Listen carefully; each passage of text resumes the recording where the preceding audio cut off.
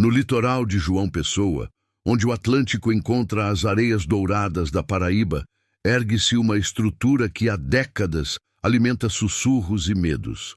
O farol do Cabo Branco, construído em 1970, não é apenas um marco turístico ou um guia para navegantes perdidos na imensidão do oceano. Existe algo mais, algo que só se revela quando o vento para de soprar e a noite abraça o horizonte com sua escuridão absoluta. Os moradores mais antigos da região contam uma história que poucos turistas conhecem. Falam de um faroleiro que viveu ali nas primeiras décadas de funcionamento. Um homem solitário e dedicado à sua função. Seu nome foi apagado pelo tempo, mas sua presença permanece viva nas ondas que quebram contra as rochas e nos ventos que cortam a costa. Dizem que ele foi acusado de negligência, de ter falhado em sua missão sagrada, de manter a luz acesa durante uma tempestade terrível. Naquela noite fatídica, vários barcos se perderam nas águas revoltas. Famílias inteiras desapareceram, engolidas pela fúria do mar. As investigações apontaram para o faroleiro como responsável, alegando que a luz havia se apagado justamente quando mais era necessária. Ele jurou inocência até o fim, alegando forças sobrenaturais que o impediram de cumprir seu dever. Ninguém acreditou. Foi condenado não pela justiça dos homens, mas pelo peso da culpa e pelo ódio coletivo de uma comunidade em luto. Pouco tempo depois, encontraram seu corpo aos pés do farol. Alguns disseram que foi suicídio, outros que foi assassinato, mas todos concordaram em uma coisa: sua morte não trouxe paz. Desde então, em noites sem vento, quando o silêncio pesa sobre o litoral como um manto sufocante, uma luz diferente surge no topo do farol. Não é a luz oficial, aquela que guia os navios com precisão mecânica. Esta é outra coisa. Pulsante, hipnótica, carregada de uma energia que parece chamar, convidar, seduzir os incautos. Os pescadores evitam lançar suas redes próximo ao farol nessas noites. Eles conhecem as histórias de homens que se aproximaram demais da luz estranha e voltaram mudados, se é que voltaram. Alguns perderam a razão. Outros simplesmente desapareceram sem deixar rastros. Há quem jure ter ouvido vozes emanando das pedras ao redor da estrutura, lamentos que ecoam das profundezas do oceano, como se o próprio mar guardasse as almas dos náufragos daquela tempestade antiga. Entre os jovens da cidade, porém, o medo se mistura com fascínio. A lenda do faroleiro amaldiçoado tornou-se um desafio, uma prova de coragem para aqueles que querem provar sua bravura. É só uma história inventada pelos velhos, dizem uns. Não passa de superstição, afirmam outros. Mas mesmo os mais céticos sentem um arrepio na espinha quando passam pela estrada costeira à noite e veem a silhueta imponente do farol recortada contra o céu estrelado. A verdade é que o farol do Cabo Branco guarda segredos que transcendem a compreensão humana. Sua luz corta a escuridão, mas também ilumina algo mais. Um portal entre mundos, uma fronteira tênue entre o que é real e o que pertence ao reino das sombras. E nesta noite específica, quando o vento finalmente calou e a lua se escondeu atrás de nuvens pesadas, 5 jovens estavam prestes a descobrir que algumas lendas existem por um motivo muito real. Lucas, Mariana, Pedro, Júlia e Rafael eram amigos desde a infância. Cresceram juntos nas ruas de João Pessoa, compartilhando segredos, aventuras e aquela cumplicidade que só anos de amizade podem criar. Aos 20 e poucos anos, ainda mantinham o hábito de se reunir aos finais de semana, sempre em busca de algo que quebrasse a monotonia da vida adulta que começava a se instalar. Foi em uma dessas noites de sexta-feira, em um bar próximo à praia, que o desafio surgiu. Lucas, sempre o mais ousado do grupo, havia bebido algumas cervejas a mais e decidiu provocar os amigos. "Vocês têm medo do farol, admitam", disse com um sorriso malicioso. Toda essa conversa de fantasma é papo de gente velha. Aposto que nenhum de vocês tem coragem de ir até lá à noite. Mariana, que estudava psicologia na universidade, revirou os olhos. Não é questão de coragem, Lucas. É questão de bom senso. Por que iríamos perder tempo com isso? Mas havia algo em sua voz que traía uma curiosidade oculta. Ela sempre fora fascinada pelo lado obscuro das coisas, pelos mistérios que a ciência ainda não conseguia explicar completamente. Pedro, o mais racional do grupo, tentou apaziguar a situação. Pessoal, não vamos fazer besteira. Aquele lugar é perigoso à noite, independente de fantasmas. As rochas são escorregadias e não há iluminação adequada. Alguém pode se machucar seriamente. Mas suas palavras sensatas se perderam no entusiasmo crescente que tomava conta da mesa. Júlia, normalmente quieta e observadora, surpreendeu a todos ao dizer: "Eu vou." Todos se viraram para ela, incrédulos. "O quê? Vocês acham que eu sou covarde?" Minha avó costumava contar histórias sobre o farol. Sempre quis ver por mim mesma se há algo de verdade nelas. Havia uma determinação em seus olhos escuros que ninguém esperava ver. Rafael, o último a se pronunciar, suspirou profundamente. Como o mais velho do grupo e geralmente o mais responsável, sabia que deveria ser a voz da razão. Mas também conhecia seus amigos bem o suficiente para saber que, uma vez que a ideia estava plantada, seria impossível desencorajá-los.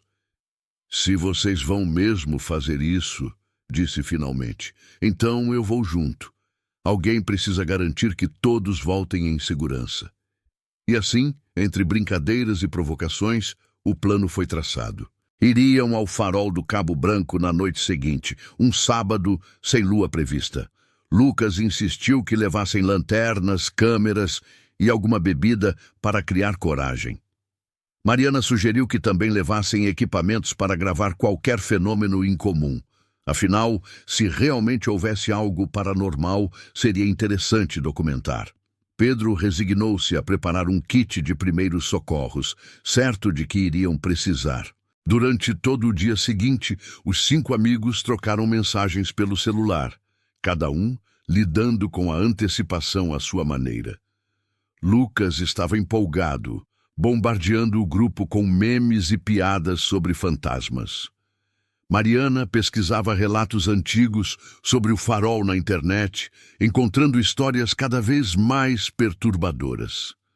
Pedro verificava a previsão do tempo obsessivamente, como se esperasse que uma tempestade o salvasse da própria imprudência.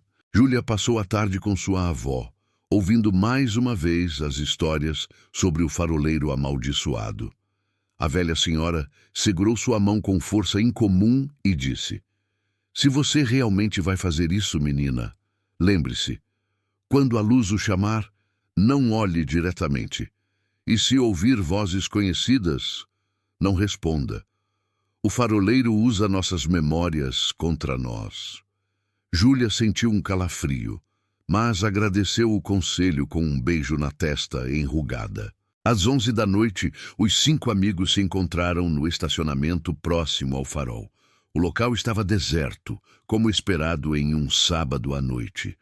A maioria dos turistas preferia as áreas mais movimentadas da cidade, e os moradores locais sabiam melhor do que se aproximar dali depois do anoitecer.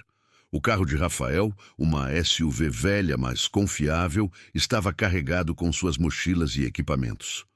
Assim que saíram do veículo, perceberam algo estranho. O vento, que havia soprado durante todo o dia, havia parado completamente. Não era apenas uma calmaria comum, era uma ausência total de movimento no ar, como se a própria natureza estivesse prendendo a respiração. As árvores ao redor permaneciam perfeitamente imóveis, suas folhas congeladas em um momento de silêncio antinatural. "Que estranho", murmurou Pedro, acendendo sua lanterna. O feixe de luz cortou a escuridão, revelando o caminho de pedras que levava até a base do farol. Não há vento nenhum, nem uma brisa, Mariana já estava gravando com seu celular, capturando cada detalhe da aproximação. Lucas tentava manter o clima leve com piadas, mas até mesmo ele parecia um pouco mais sério do que o normal. Júlia foi a primeira a começar a caminhar em direção ao farol. Seus passos eram decididos, mas seu coração batia acelerado no peito. As palavras de sua avó ecoavam em sua mente como um mantra de advertência. Rafael a seguiu de perto, mantendo uma mão no ombro dela em um gesto protetor inconsciente. Os outros três vieram logo atrás, suas lanternas criando sombras dançantes nas rochas ao redor. À medida que se aproximavam, a temperatura parecia cair gradualmente. Não era um frio normal da noite litorânea, era algo mais profundo que penetrava os ossos e fazia os dentes tremerem. Mariana observou o termômetro digital que havia trazido. Está 3 graus mais frio aqui do que estava no estacionamento, disse, sua voz científica não conseguindo esconder um toque de inquietação. E isso não faz sentido meteorologicamente. O farol do Cabo Branco se erguia diante deles como um gigante branco contra a escuridão do céu sem estrelas. Sua estrutura cilíndrica subia dezenas de metros, culminando na cúpula de vidro onde a luz oficial ainda girava metodicamente. Mas era em seu topo que algo mais chamava a atenção.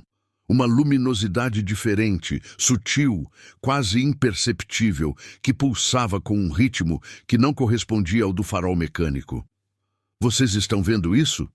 sussurrou Lucas, apontando para o topo. Todos pararam e observaram. A luz estava ali, definitivamente.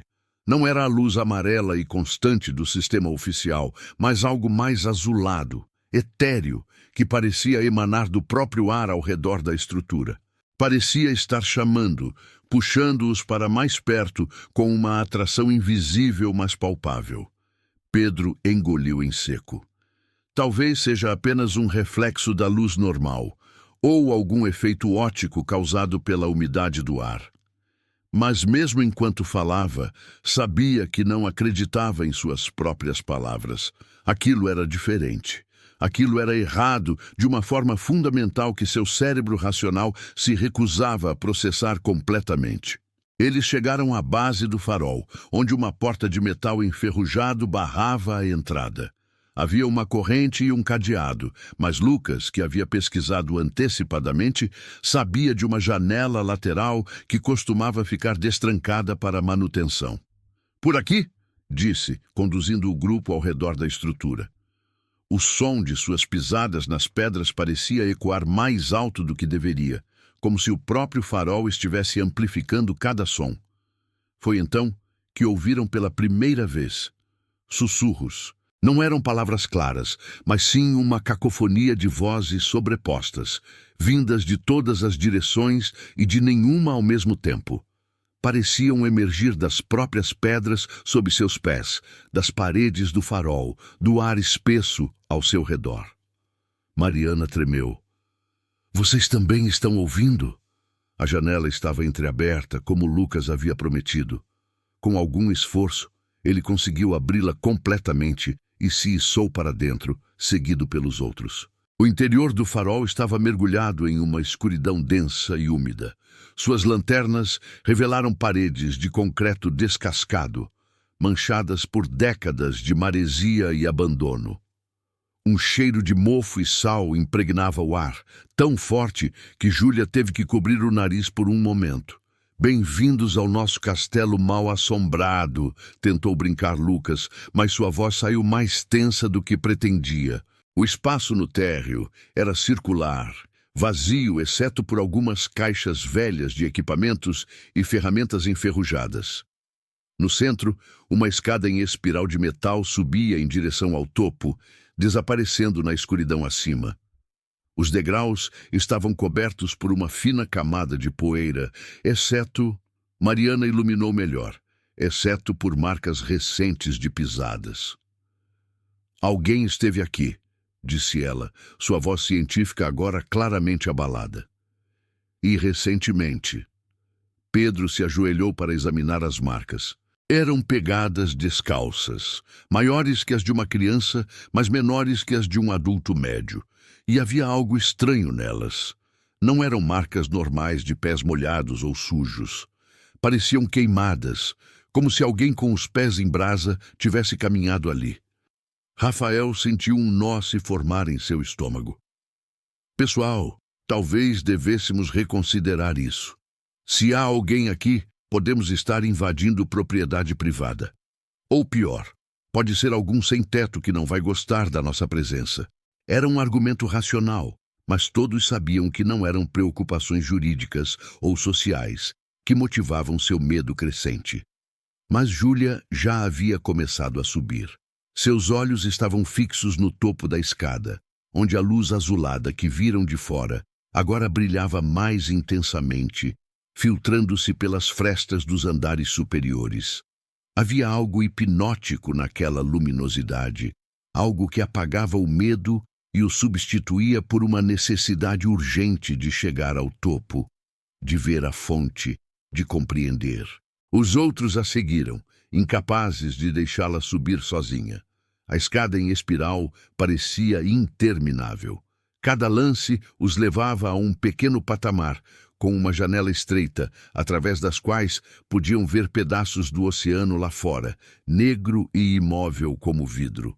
No terceiro patamar, Lucas parou abruptamente. "Esperem!" disse, iluminando uma das paredes. Havia algo escrito ali, grafitado em tinta vermelha, que parecia descascar e renovar-se simultaneamente. "Não subam! Ele espera!" As letras eram irregulares, escritas em um português arcaico. E abaixo, em letras menores, "Desde 1973, aguardo. Desde 1973, guardo. Desde 1973, condeno." Mariana filmou a mensagem com mãos trêmulas. 1973, sussurrou. 3 anos após a construção. Deve ser quando o faroleiro morreu. Pedro, sempre o cético, tentou encontrar uma explicação lógica. Alguém poderia ter escrito isso recentemente, como uma brincadeira. Ou é de décadas atrás e se preservou por causa da umidade específica do local. Mas nem ele mesmo parecia convencido. Havia algo na forma como as letras pareciam se mover sob a luz de suas lanternas, como se estivessem vivas. Júlia não parou para contemplar a mensagem. Continuou subindo, seus passos cada vez mais rápidos, quase uma corrida. Os outros tiveram que acelerar para acompanhá-la. "Júlia, espera!" gritou Rafael, mas ela não respondia. Era como se não os ouvisse mais, completamente absorta em sua escalada em direção ao topo do farol. No 5º patamar, o ar mudou. Ficou mais frio ainda, tão gelado que podiam ver sua própria respiração formando nuvens de vapor diante de seus rostos.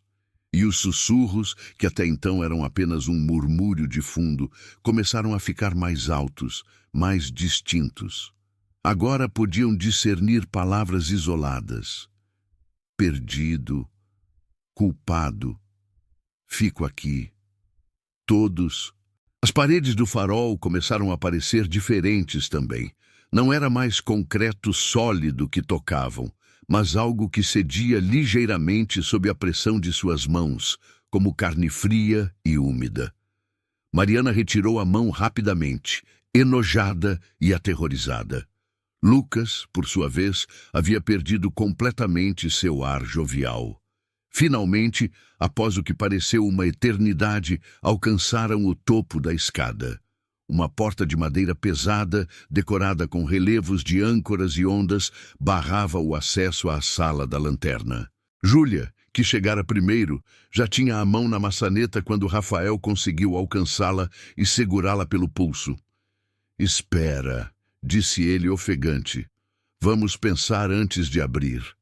Mas era tarde demais. A porta se abriu sozinha com um rangido alto e prolongado, como um gemido de dor. Do outro lado, a sala da lanterna os aguardava. Era circular, com paredes de vidro que ofereciam uma visão de 360 graus do oceano e da costa. No centro, o mecanismo do farol ainda funcionava, suas lentes e espelhos girando metodicamente. Mas sobre ele, permeando o ar inteiro da sala, havia aquela luz azulada. Ela não vinha de nenhum lugar específico, simplesmente existia, preenchendo cada centímetro cúbico do espaço com um brilho sobrenatural. E dentro dela, como uma fotografia em negativo, uma figura humana se materializava gradualmente. Era um homem, ou o que um dia fora um homem. Vestia um uniforme antigo de faroleiro, mas a roupa estava encharcada, pingando água salgada que desaparecia antes de tocar o chão. Seu rosto era pálido, os olhos afundados em órbitas profundas, e havia uma expressão de sofrimento eterno, gravada em cada linha de seu semblante. Deus do céu, murmurou Pedro, recuando instintivamente. Mas não havia para onde ir. A porta havia se fechado atrás deles, e quando Rafael tentou abri-la novamente, descobriu que estava trancada. Estavam presos ali, com aquela presença impossível. O faroleiro, pois só podia ser ele, não se movia. Simplesmente observava os 5 jovens com aqueles olhos vazios, avaliando, medindo, julgando. Sua boca se abriu, mas nenhum som saiu inicialmente. Então, como se estivesse lembrando como falar após décadas de silêncio, palavras começaram a emergir. Eram distorcidas, ecoando como se viessem de debaixo d'água. Vieram ver a luz? Mariana, apesar do terror que sentia, manteve seu celular apontado para a aparição, gravando tudo. Sua mente científica lutava contra o pânico, tentando desesperadamente encontrar uma explicação racional. Alucinação coletiva, vazamento de gás causando delírios, qualquer coisa. Mas não havia negar o que seus olhos viam. O faroleiro estava ali, tão real quanto eles mesmos. Lucas, surpreendentemente, encontrou sua voz primeiro. Você é o faroleiro? O que morreu nos anos 70? A figura inclinou a cabeça lentamente, um movimento que parecia causar-lhe dor imensa. Morreu? Não morri. Estou preso, condenado, por minha falha, eterna, penitência. Júlia deu um passo à frente, desafiando o medo que ameaçava paralisá-la. As palavras de sua avó voltaram à sua mente. Não olhe diretamente. Mas já era tarde. Ela já havia olhado e agora sentia como se aqueles olhos vazios pudessem ver dentro de sua alma, ler cada pensamento, cada memória, cada segredo que ela guardava. Que falha? Perguntou, sua voz tremendo apenas ligeiramente. O que aconteceu naquela noite? O faroleiro estendeu um braço translúcido em direção às janelas, apontando para o mar escuro lá fora. A tempestade veio sem aviso. A luz precisava ficar acesa. Mas eles não me deixaram. Me puxaram para baixo, para as águas, para a escuridão. Sua voz estava crescendo em volume e desespero. Os afogados, os perdidos, eles queriam companhia, me arrastaram e a luz apagou. As janelas ao redor começaram a tremer. Do lado de fora, o oceano, que até então permanecera perfeitamente calmo, começou a se agitar. Ondas começaram a se formar, pequenas no início, mas crescendo rapidamente em tamanho e fúria. E na superfície da água, iluminadas pela luz fantasmagórica, figuras começaram a emergir.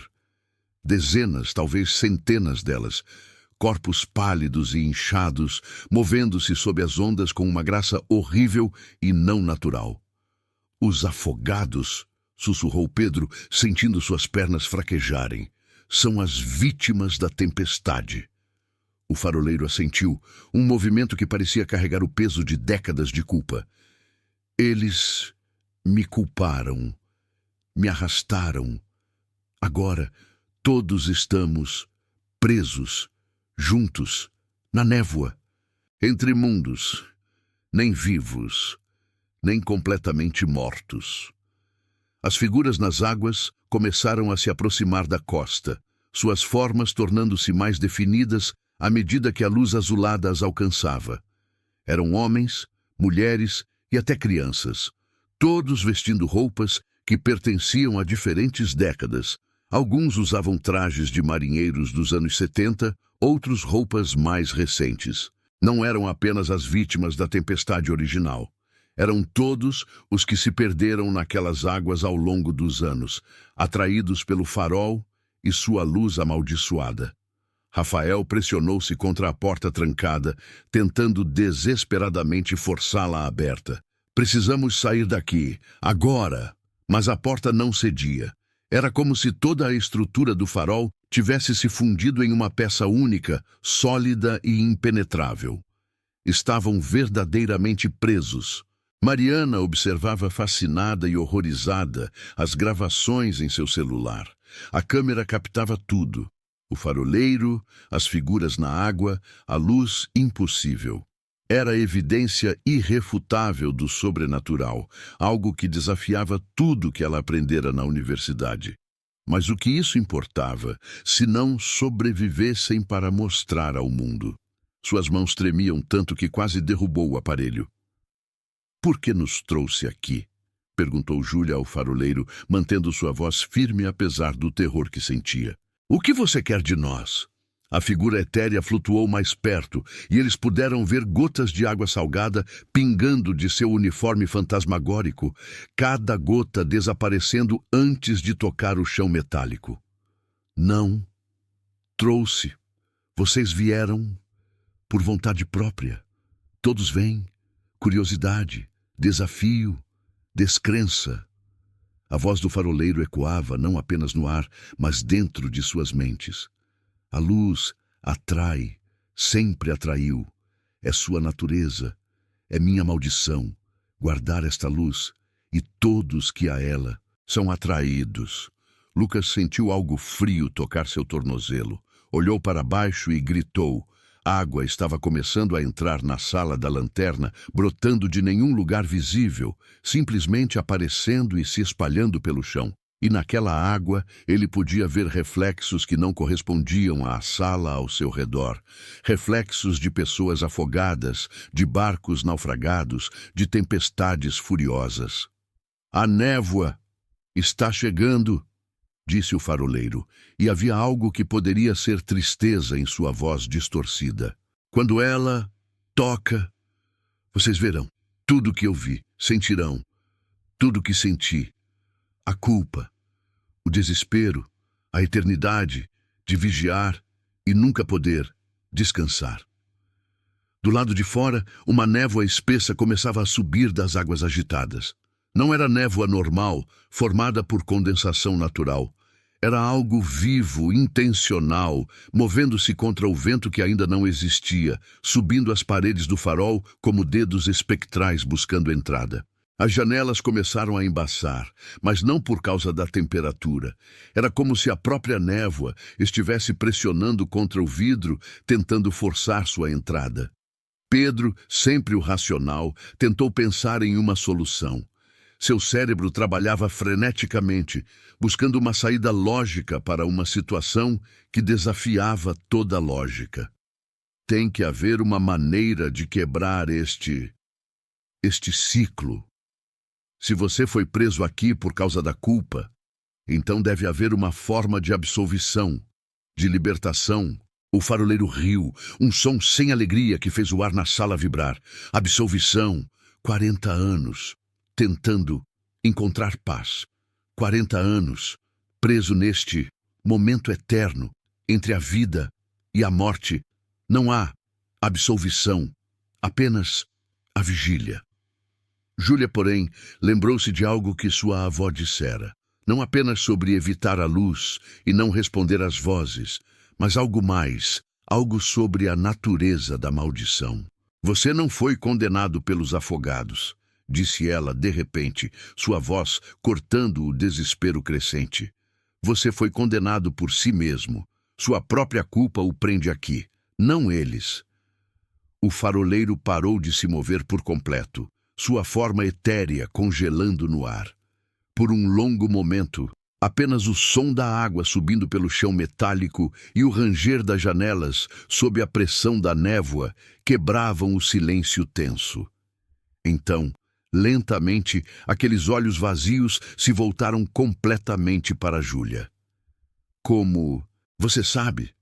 A voz estava diferente agora, menos distorcida, mais humana. Havia surpresa nela e talvez um toque de esperança. Como... Uma viva pode saber da minha prisão? Júlia respirou fundo, sentindo o peso do momento. Era como se décadas de sofrimento convergissem naquele instante, esperando por palavras que poderiam libertar ou condenar definitivamente. Minha avó me contou. Ela conhecia histórias antigas desta costa. Dizia que os fantasmas mais poderosos não são criados por maldições externas, mas pelas que lançamos sobre nós mesmos. Mariana baixou sua câmera pela primeira vez, processando as palavras de Júlia. Fazia sentido, de uma forma estranha e perturbadora. Em seus estudos de psicologia, aprendera sobre o poder da culpa, como ela podia consumir uma pessoa viva. Quanto mais poderoso seria esse sentimento após a morte. Você não foi assassinado pelos afogados, disse ela, sua voz científica retornando. Você se matou, e sua culpa foi tão grande que não conseguiu seguir em frente. O faroleiro tremeu, e a luz azulada ao seu redor piscou como uma vela ao vento. Eu sabia que a tempestade viria. Vi os sinais, no céu, nas águas, mas estava... cansado, tão cansado, anos sem descanso, sozinho neste farol. Pensei, apenas uma noite de sono, ninguém saberia. Lucas sentiu uma pontada de empatia misturada ao seu terror. Pela primeira vez, estava vendo o faroleiro não como um monstro, mas como um homem quebrado pelo peso de suas responsabilidades. Você dormiu, disse suavemente, e quando acordou, a tempestade já tinha levado todos. Sim, a palavra saiu como um suspiro de agonia. Ouvi os gritos. Pela manhã, vi os destroços, corpos nas rochas, famílias inteiras, destruídas por minha fraqueza. Não consegui viver com o que fiz. Subi aqui, ao topo, e deixei a culpa me levar sobre as pedras. Rafael, que ainda lutava contra a porta, parou e se virou. As lágrimas corriam pelo rosto do faroleiro agora, água salgada real misturando-se com sua forma espectral. Mas isso não explica os outros, disse ele. Os que se perderam depois, os que foram atraídos pela luz. Porque eles? Não queria mais ninguém. Sozinho, tentei avisar a luz que brilha. Não sou eu, é minha culpa. Materializada, ela chama os vivos, tenta trazer mais almas para compartilhar. Minha vigília eterna. Eu não controlo, apenas observo, impotente, enquanto mais e mais são atraídos. A água no chão agora chegava aos seus tornozelos, gelada como o fundo do oceano, e nela podiam ver rostos se formando. Os afogados pressionando contra a superfície líquida, como se estivesse contra um vidro, olhando para cima, suas bocas abrindo e fechando silenciosamente. Não pareciam agressivos ou vingativos. Pareciam perdidos, confusos, presos assim como o faroleiro estava preso. Eles não te culpam, percebeu Mariana de repente. Eles estão aqui porque sua culpa os mantém. Você os prendeu, não intencionalmente, mas através do seu próprio sofrimento. São vítimas da sua maldição autoimposta. A névoa agora estava entrando pelas frestas das janelas, dedos etéreos de branco e cinza serpenteando pelo ar. Pedro, sempre prático, viu a solução antes dos outros. Você precisa se perdoar, disse ele, sua voz urgente. É a única maneira. Se sua culpa criou esta prisão, então apenas o perdão pode desfazê-la. Você precisa deixar ir. Não posso, não mereço. Tanto sofrimento por minha causa. O faroleiro começou a se desvanecer, sua forma ficando menos definida. 40 anos, tentando espiar. Nunca suficiente. Júlia deu um passo à frente, a água gelada agora na altura de seus joelhos. Mas ela não se importava mais. Havia uma clareza cristalina em sua mente, uma compreensão profunda do que precisava ser feito. Não é sobre merecer, disse ela, estendendo a mão em direção à figura espectral. Nunca foi. Você era humano. Humanos cometem erros. Humanos ficam cansados. O que aconteceu foi uma tragédia, mas não foi um crime. Você não era um assassino. Era apenas um homem exausto que dormiu. O faroleiro olhou para a mão estendida como se fosse algo alienígena, incompreensível. Mas as famílias, as crianças, todos os que morreram, teriam morrido de qualquer forma, interrompeu Mariana, juntando-se a Júlia. Pesquisei sobre aquela tempestade quando estávamos planejando vir aqui. Foi uma das piores já registradas nesta costa. Mesmo com o farol aceso, muitos barcos não teriam conseguido voltar a tempo. Você não podia salvar todos. Ninguém podia. Lucas, Rafael e Pedro formaram um semicírculo ao redor do faroleiro, cada um confrontando seu próprio medo para oferecer algo que aquele espírito angustiado nunca tivera. Companhia em seu sofrimento, testemunhas de sua dor. Você carregou isso sozinho por tempo demais, disse Rafael. Deixe-nos ajudar. Deixe-nos compartilhar este fardo, mesmo que só por um momento. A névoa agora enchia metade da sala, e dentro dela, os 5 jovens podiam ver cenas do passado. O faroleiro jovem e vivo, subindo as escadas pela 1000ª vez, exausto, seus olhos vermelhos de tanto ficar acordado. Viram-no lutar contra o sono, beliscar-se, caminhar de um lado para outro. Viram o momento em que não conseguiu mais, quando se sentou apenas para descansar os olhos por um minuto, e como aquele minuto se transformou em horas. Viram a tempestade chegando, relâmpagos rasgando o céu, ondas gigantescas quebrando contra as rochas. Viram os barcos, pequenos e frágeis contra a fúria dos elementos, seus tripulantes olhando desesperados para o farol que deveria guiá-los, mas cuja luz estava apagada. Viram o amanhecer trazendo horror e destruição, e viram o faroleiro acordando, percebendo o que fizera, a realização esmagando-o como as próprias ondas da tempestade. Eu vi isso todas as noites, por 40 anos, e toda noite revivo. Sua voz estava quebrada agora, totalmente humana em sua dor. Como posso me perdoar? Porque não perdoar não traz ninguém de volta, disse Júlia suavemente. Só cria mais sofrimento. Olhe ao seu redor. Ela apontou para as figuras na água que agora subiam, suas formas tornando-se tridimensionais, saindo do líquido. Mas algo estava diferente. Não pareciam mais ameaçadoras. Pareciam tristes, cansadas. Eles não querem sua penitência. Querem paz. E nunca terão enquanto você se recusar a descansar. Um dos afogados, um homem velho com roupas de pescador, estendeu a mão para o faroleiro. Seus lábios se moveram e, embora nenhum som saísse, todos na sala, de alguma forma, ouviram as palavras. Não foi sua culpa. Deixe ir. Mais figuras emergiram, formando um círculo ao redor do faroleiro. Uma mulher, uma criança, jovens, velhos, todos aqueles que pereceram naquela noite terrível.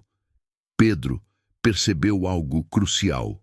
Eles já te perdoaram, disse, sua voz cheia de admiração. Provavelmente te perdoaram há décadas. Você é o único que não conseguiu fazer o mesmo. A verdade daquelas palavras ressoou através da sala como um sino. O faroleiro olhou para cada rosto ao seu redor. Os afogados que ele acreditava odiá-lo, os 5 jovens vivos que vieram em busca de uma lenda e encontraram um homem quebrado. Lágrimas fantasmagóricas corriam livremente agora. Eu quero descansar. Por favor. Como? Diga, instruiu Júlia gentilmente. Diga as palavras. Você precisa ouvi-las de sua própria voz. Ela ainda mantinha sua mão estendida, e agora os outros fizeram o mesmo. Um círculo de mãos vivas cercando uma alma morta há muito tempo. Nós somos suas testemunhas. Diga. O faroleiro olhou para cada uma das mãos estendidas, depois para os rostos dos afogados que o rodeavam. Décadas de tortura autoimposta pesavam sobre ele. Cada ano, uma camada adicional de culpa e sofrimento. Mas agora, naquele momento impossível, pela primeira vez desde sua morte, ele viu uma saída. Uma possibilidade de libertação que nunca imaginara existir. Sua voz falhou. Era tão difícil. Como poderia perdoar a si mesmo quando vidas foram perdidas? Como poderia absolver sua própria negligência? Mas olhou novamente para os afogados. Viu a compaixão em seus olhos espectrais, a ausência de acusação. Viu os 5 jovens vivos e corajosos oferecendo algo que ele não merecia, mas desesperadamente precisava. Eu estava cansado. As palavras saíram mais fortes agora. Era humano. Falhei, mas não por maldade, não por desejo de causar dano. Falhei porque era fraco, porque era mortal, porque tinha limites que tentei ignorar por tempo demais. A luz azulada ao seu redor começou a pulsar mais intensamente, sincronizando com suas palavras. Lucas sentiu lágrimas em seus próprios olhos. Não era mais sobre o medo, sobre a aventura que haviam buscado. Era sobre testemunhar algo profundamente humano. O momento em que uma alma consegue finalmente confrontar sua própria falibilidade. Continue, encorajou suavemente. Eu sinto muito. O faroleiro estendeu suas próprias mãos fantasmagóricas, tocando aquelas que os 5 jovens ofereciam. O contato era frio, mas não desagradável. Era como tocar névoa solidificada. Sinto muito por cada vida perdida, por cada família destroçada. Mas ele respirou fundo, um hábito da vida que persistiu na morte. Mas carregar esta culpa não os traz de volta, não desfaz a tempestade, não muda o passado. A água ao redor deles começou a brilhar com a mesma luz azulada. Os afogados se aproximaram mais, suas mãos tocando gentilmente os ombros do faroleiro, suas faces mostrando algo que ele nunca pensara ver: perdão, compreensão, compaixão. Não eram seus acusadores. Nunca haviam sido. Eram companheiros no sofrimento, presos por sua recusa em deixar ir. Eu me perdoo. As palavras saíram mais fortes do que qualquer coisa que ele dissera até então. Por ser humano, por ser falível, por cometer um erro terrível que teve consequências trágicas. Eu me perdoo e... Ele olhou para os afogados. E peço que vocês também se libertem. Parem de circular estas águas. Encontrem paz. Todos nós merecemos paz. No momento em que as palavras foram ditas, algo fundamental mudou. A luz azulada explodiu em intensidade, mas não era mais fria ou ameaçadora. Era cálida, reconfortante, como o amanhecer após uma longa noite. A névoa que enchia a sala começou a se dissipar, não desaparecendo, mas transformando-se em algo luminoso e dourado. Mariana observava através de lágrimas, ainda gravando, sabendo que estava testemunhando algo que desafiava toda explicação científica, mas que era indiscutivelmente real.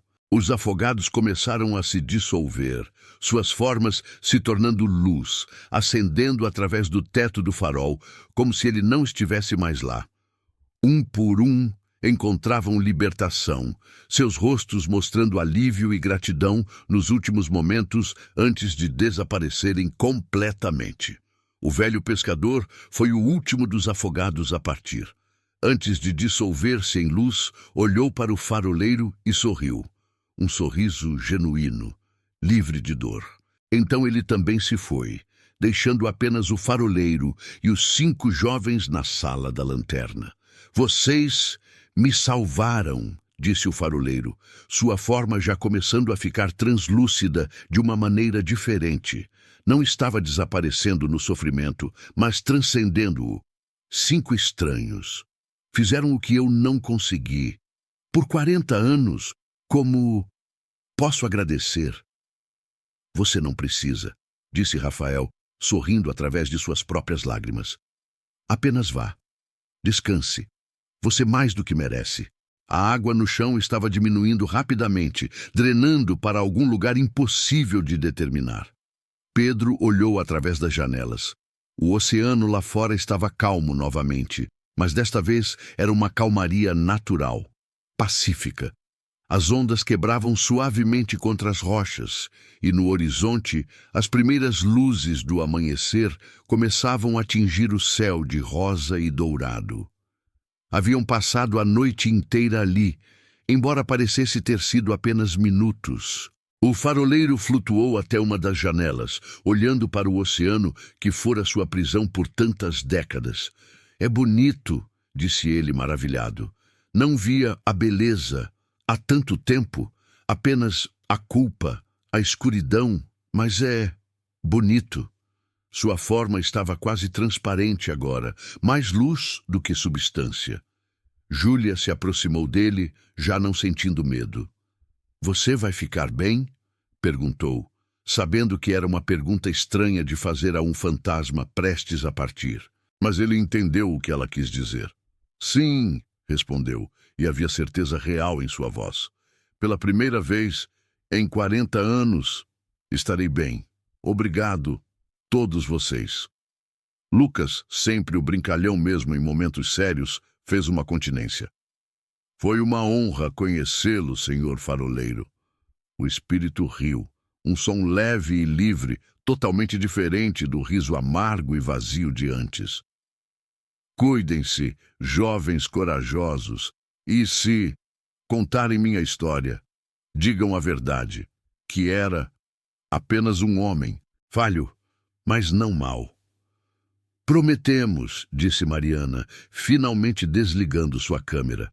Sabia que tinha horas de gravação extraordinária, evidências do sobrenatural que mudariam tudo o que se conhecia sobre vida, morte e o além. Mas também sabia que alguns momentos eram sagrados demais para compartilhar. Esta despedida era um deles. O sol nasceu completamente no horizonte, seus raios dourados atravessando as janelas da sala da lanterna. E naquela luz matinal, o faroleiro finalmente dissolveu-se completamente. Não desapareceu com medo ou resistência, mas simplesmente se deixou ir, tornando-se parte da luz, parte do amanhecer, parte da beleza que ele não conseguira ver por tanto tempo. Por um longo momento, os 5 amigos permaneceram em silêncio, processando o que haviam vivido. Então, a porta que antes estava trancada se abriu sozinha com um clique suave. O farol havia liberado seus últimos prisioneiros, tanto os mortos quanto os vivos. Desceram as escadas em silêncio, cada um perdido em seus próprios pensamentos. A mensagem na parede, não subam, ele espera, havia desaparecido, deixando apenas concreto limpo. As pegadas queimadas no chão também se foram. Era como se o farol estivesse se renovando, liberando-se de décadas de sofrimento impregnado em suas paredes. Quando saíram pela janela lateral, o mundo exterior parecia mais vibrante do que lembravam. As cores eram mais vivas, os sons mais claros. Não era que o mundo tivesse mudado. Eram eles que agora viam com olhos diferentes, olhos que testemunharam a fronteira entre vida e morte, sofrimento e redenção. Rafael olhou para seu relógio. Eram 6:30 da manhã. Pescadores já começavam a chegar à praia, preparando seus barcos para o dia. Nenhum deles olhava para o farol com medo. Era apenas uma estrutura de concreto e vidro novamente, cumprindo sua função prosaica de guiar navios. A maldição havia partido com seu criador. Alguém vai acreditar? Perguntou Lucas enquanto caminhavam de volta ao carro. Mariana olhou para seu celular, para as horas de gravação que tinha. Talvez não todos, mas os que precisam acreditar, vão acreditar. Ela pensou em sua avó, em todas as histórias que contara. Agora entendia que não eram apenas histórias. Eram avisos, lições, verdades passadas através de gerações. Pedro parou e olhou para trás, para o farol que agora brilhava sob a luz do sol matinal. Ele estava certo sobre uma coisa, disse pensativo. Era apenas um homem, falho, mas não mau. Quantos de nós carregamos culpas menores, mas que nos pesam da mesma forma? Quantos de nós nos recusamos a nos perdoar por sermos humanos? Aquelas palavras ressoaram com cada um deles. Júlia pensou em suas próprias inseguranças, em erros do passado que ainda a assombravam. Lucas pensou em relacionamentos que destruíra, palavras que não podia retirar. Todos carregavam seus próprios fardos, suas próprias versões menores da prisão do faroleiro. Nos dias seguintes, a história do que acontecera naquela noite se espalhou, mas não da maneira que esperavam. Mariana compartilhou partes das gravações com pesquisadores do paranormal, mas a maioria foi guardada, respeitando a privacidade daquele momento de redenção. O que se espalhou foi uma nova versão da lenda do farol do Cabo Branco. Não era mais uma história de terror sobre um fantasma vingativo e almas perdidas condenadas a circular eternamente. Tornou-se uma história sobre perdão, sobre a importância de reconhecer nossa própria humanidade e falibilidade. Os moradores começaram a visitar o farol não com medo, mas com reverência, deixando pequenas flores e mensagens de perdão, tanto para o faroleiro quanto para si mesmos. Os 5 amigos permaneceram próximos, unidos pela experiência compartilhada que mudara fundamentalmente como viam o mundo. Encontravam-se mensalmente no mesmo bar onde tudo começara, às vezes para falar sobre aquela noite, mais frequentemente para simplesmente apreciar a companhia uns dos outros e a vida que tinham a sorte de viver.